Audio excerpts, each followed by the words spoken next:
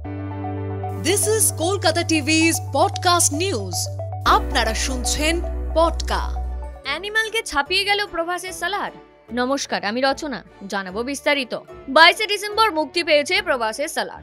আর একদিন আগে রাজকুমার হিরানি পরিচালনায় তৈরি শাহরুখ খানের কমেডি ড্রামা ঘরানার ছবি ডাঙ্কি।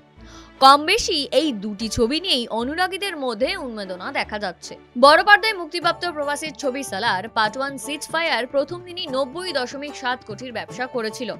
সাম্প্রতিক রিপোর্ট অনুযায়ী প্রভাস অভিনীত সালার বক্স অফিসে 251.7 কোটি টাকা আয় করেছে। আয়ের একটা বড় অঙ্ক এসছে দক্ষিণ ভারতের অন্ধ্রপ্রদেশ ও তেলেঙ্গানা থেকে। প্রায় 70 কোটি আয় হয়েছে এই দুটি রাজ্য থেকে।